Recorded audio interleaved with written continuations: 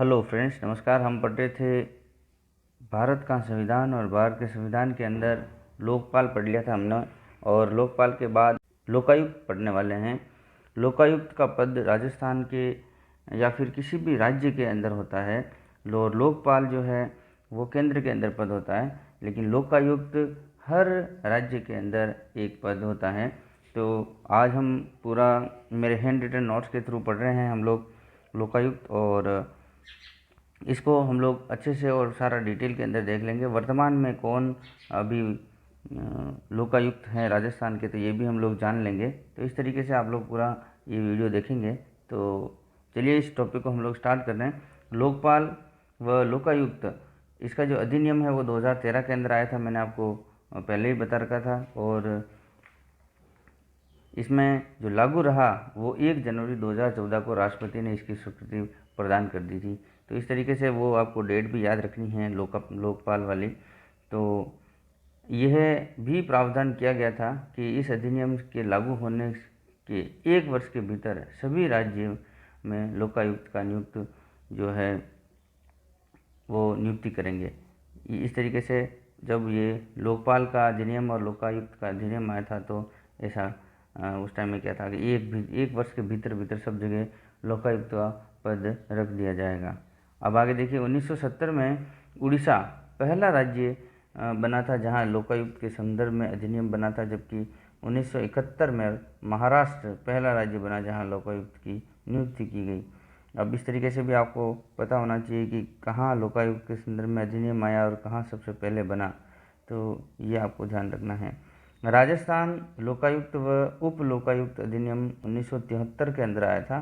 3 फरवरी 1973 को लागू हुआ था, जबकि 26 मार्च 1973 को राष्ट्रपति ने इसे स्वीकृति प्रदान करी थी। तो ये आपको ध्यान रखना है इस तरीके से कि लागू कब हुआ था और राष्ट्रपति ने कब स्वीकृति दी। लागू पहले हो गया था, लेकिन राष्ट्रपति ने स्वीकृति बाद में दी। तो ये भी इस तरीके से याद रखना है। इनकी योग्यताएं क्या होती है? लोकायुक्त के पद पर ऐसा व्यक्ति नियुक्त किया जाता है जो किसी उच्च न्यायालय में न्यायाधीश रह चुका हो। तो ये आपको ध्यान रखना है। जहाँ किसी भी उच्च हाईकोर्ट है, हाईकोर्ट के अंदर जो भी न्यायाधीश होता है वो बनने की योग्यता रखने वाला व्यक्ति इस पद पर नियुक्त हो सकता है, लोकायुक्त के पद पर। अब आपको याद रखना है, आईडी दुआ राजस्थान के पहले हम लोग कह सकते हैं लोकायुक्त, जबकि केपीयू मेनन पहले उप लोकायुक्त बने थे। एग्ज़ाम में पूछा जाता है कि राजस्थान के पहले लोकायुक्त कौन हैं, उप लोकायुक्त कौन हैं, तो ये आपको याद रखना है। आईडी दुआ पहले लोकायुक्त और केपीयू मेनन पहले उप लोकायुक्त बने थे। अब वर्तमान में आपके लोकायुक्त कौन है, तो इस तरीके से आपको याद रखना है करंट के डेटा। पहले आपको याद रखना है 12वें कौन है और वर्तमान में 13वें कौन है। तो 12वें सज्जन सिंह जी कोठारी, एसएस कोठारी के नाम से भी इनको जाना जाता है, और अभी वर्तमान में 13वें, जिनको हमारे राज्यपाल श्री कलराज मिश्र जी ने इनको शपथ दिलाई थी। तो इनके बारे में आपको पता होना चाहिए। 13वें जो लोकायुक्त हैं, पूर्व न्यायाधीश प्रताप कृष्ण लोहरा, इस तरीके से पीके लोहरा भी आ सकता है, पीके लोहरा, पीके इस तरीके से आप लोग याद रखेंगे, लेकिन पीके का फुल फॉर्म भी आपको याद रखना है, प्रताप कृष्ण लोहरा, जो कि पूर्व न्यायाधीश रह चुके हैं और ये वर्तमान में 13वें लोकायुक्त हैं। आगे देखिए, मुख्यमंत्री इस कॉलेजियम का अध्यक्ष होता है। चलिए नियुक्ति के बारे में पढ़िए। नियुक्ति कॉलेजियम की सिफारिश पर राज्यपाल के द्वारा होती है, और मुख्यमंत्री इस जो कॉलेजियम होता है इसका अध्यक्ष होता है, जबकि राजस्थान के हाईकोर्ट के मुख्य न्यायाधीश और विधानसभा में विपक्ष के नेता इसके सदस्य होते हैं। ये आपको कॉलेजियम के बारे में पता होना चाहिए। इनका कार्यकाल 5 वर्ष का होता है, और 1973 के अधिनियम में कार्यकाल 5 वर्ष ही निर्धारित था। मार्च 2018 में राज्यपाल द्वारा जारी किए गए अध्यादेश से इनका कार्यकाल 8 वर्ष कर दिया गया है। 8 यानी 8 वर्ष। कोर्ट में चैलेंज कर रखा है, बाद में इसको इसमें कोई संशोधन होगा तो अपन देखेंगे। इनकी सेवानिवृत्ति की अवधि निर्धारित नहीं है, कभी भी सेवानिवृत्त हो सकते हैं, तो इसकी कोई अवधि कितनी होनी चाहिए यह निर्धारित नहीं है। इनको हटाने का जो कार्यक्रम है या प्रक्रिया है देख लीजिए। कदाचार अथवा अक्षमता के आरोप पर राज्यपाल द्वारा इसकी जांच कराई जाती है। आरोप सही पाए जाने पर विधानसभा में इस संदर्भ में प्रस्ताव लाया जाता है।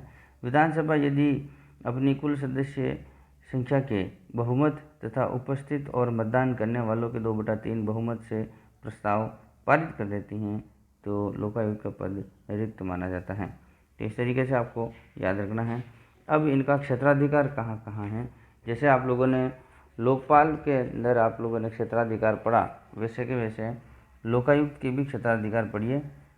देखिए, इनके दायरे के अंदर सारे के सारे मंत्री हैं, वो सभी आते हैं। अखिल भारतीय सेवाओं के ऐसे अधिकारी जो राज्य में कार्यरत हैं वो भी इनके दायरे के अंदर आते हैं। राज्य की प्रशासनिक सेवाओं के सभी अधिकारी इसके अंदर आते हैं। जयपुर, जोधपुर तथा अजमेर के विकास प्राधिकरणों के अध्यक्ष वो भी इनके दायरे के अंदर आते हैं।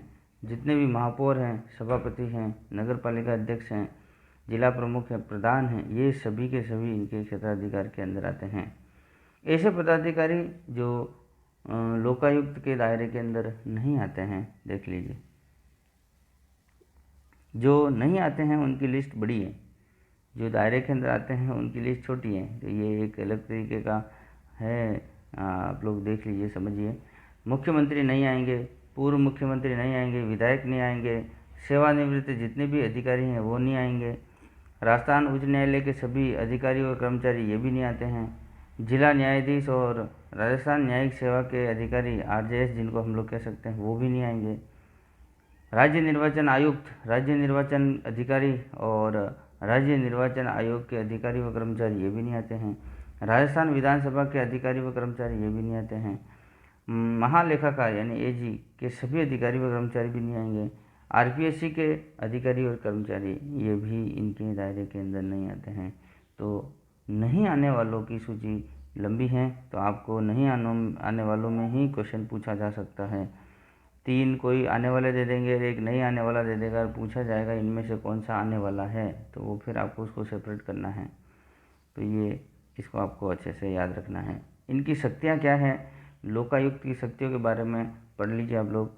CPC 1908 के तहत लोकायुक्त को समन जारी करने की शक्ति है और शपथ पत्र पर गवाही लेने की शक्ति प्राप्त है। दूसरा, लोकायुक्त 5 वर्ष पुराने मामले में की सुनवाई नहीं करता है। जैसे उस लोकायुक्त 5 वर्ष नहीं करता है, उस तरीके से लोकपाल जो है वो 7 वर्ष पुरानी जो भी कोई मामला है तो 7 वर्ष पुराना उसकी कोई सुनवाई नहीं करता है। इस तरीके से लोकायुक्त जो है 5 वर्ष पुराना नहीं करता है। इसे सज़ा देने का अधिकार नहीं है, जिस तरह से उसको भी सज़ा देने का अधिकार नहीं, क्योंकि लोकपाल का खुद का न्यायालय होता है, तो इसको भी सज़ा देने का अधिकार नहीं है। झूठी या मिथ्या शिकायत करने पर 3 वर्ष की सज़ा देने का अधिकार है।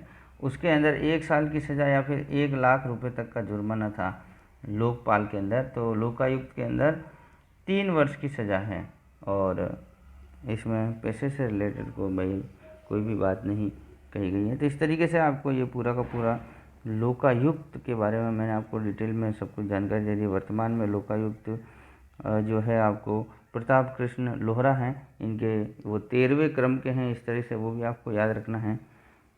तो लोकायुक्त के बारे में आपने सब कुछ पढ़ लिया। ये मेरा हैंड रिटन नोट्स का प्रयास कैसा लगा आपको, इसका जो भी प्रतिक्रिया है आप लोग मुझे लाइक और कमेंट के जरिए देंगे। चैनल पर नए हैं तो आप इसको सब्सक्राइब कीजिए, जिससे कि आपके सारे डाउट और मेरे सारे के सारे जितने भी वीडियो हैं वो सब लोग आपके पास पहुंचते रहें। चलिए मिलते हैं नए वीडियो के साथ। ओके, नमस्कार।